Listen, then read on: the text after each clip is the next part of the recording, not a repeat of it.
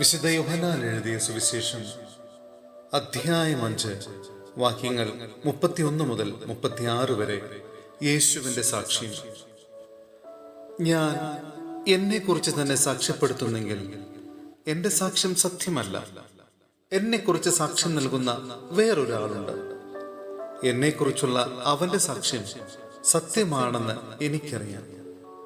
നിങ്ങൾ യോഹന്നാന്റെ അടുത്തേക്ക് ആളയച്ചു.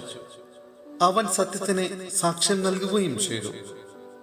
ഞാൻ മനുഷ്യരുടെ സാക്ഷ്യം സ്വീകരിക്കുന്നു എന്ന് വിചാരിക്കേണ്ട. നിങ്ങൾ രക്ഷിക്കപ്പെടേണ്ടതിനാണ് ഞാൻ ഇതെല്ലാം പറയുന്നത്. കത്തിജ്വലിക്കുന്ന ഒരു വിളക്കായിരുന്നു അവൻ. അല്പസമയത്തേക്ക് അവന്റെ പ്രകാശത്തിൽ ആഹ്ലാദിക്കാൻ നിങ്ങൾ ഒരുക്കവുമായിരുന്നു. എന്നാൽ യോഹന്നാന്റേതിനേക്കാൾ വലിയ സാക്ഷ്യം എനിക്കുണ്ട്.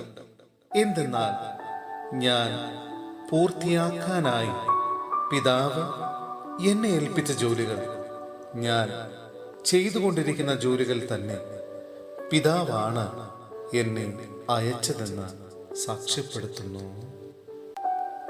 സഹോദരരെ, വിശുദ്ധ പൗലോസ്ലീഹ കൊളോസോസിലെ സഭയ്ക്ക് എഴുതിയ ലേഖനം അധ്യായം 1 വാക്യങ്ങൾ 24 മുതൽ 29 വരെ.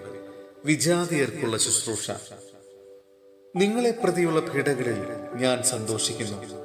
സഭയാകുന്ന തന്റെ ശരീരത്തെ പ്രതി ക്രിസ്തുവിന് സഹിക്കേണ്ടി വന്ന പീഡകളുടെ കുറവ് എന്റെ ശരീരത്തിൽ ഞാൻ നികത്തുന്നു. നിങ്ങൾക്ക് വേണ്ടി ദൈവം എന്നെ ഭരമേൽപ്പിച്ച ദൗത്യം വഴി ഞാൻ സഭയിലെ ശുശ്രൂഷകനായി ദൈവവചനം പൂർണ്ണമായി വെളിപ്പെടുത്തുക എന്നതായിരുന്നു ആ ദൗത്യം.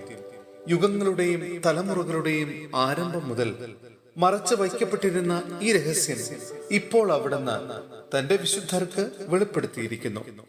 ഈ രഹസ്യത്തിന്റെ മഹത്വം വിജാതീയരുടെ ഇടയിൽ എത്ര ശ്രേഷ്ഠമാണെന്ന് വിശുദ്ധർക്ക് വ്യക്തമാക്കി കൊടുക്കാൻ അവിടുന്ന് തീരുമാനിച്ചു.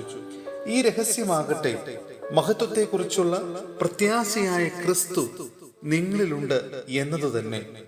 അവനെയാണ് ഞങ്ങൾ പ്രഖ്യാപിക്കുന്നത്. എല്ലാ മനുഷ്യരെയും ക്രിസ്തുവിൽ പക്വത പ്രാപിച്ചവരാക്കാൻ വേണ്ടി ഞങ്ങൾ എല്ലാവർക്കും മുന്നറിയിപ്പ് നൽകുകയും എല്ലാവരെയും സർവവിജ്ഞാനവും പഠിപ്പിക്കുകയും ചെയ്യുന്നു. ഈ ലക്ഷ്യം പ്രാപിക്കുന്നതിന് വേണ്ടിയത്രേ അവൻ എന്നിൽ ശക്തിയായി ഉണർത്തുന്ന ശക്തി കൊണ്ട് ഞാൻ കഠിനമായി അധ്വാനിക്കുന്നത്.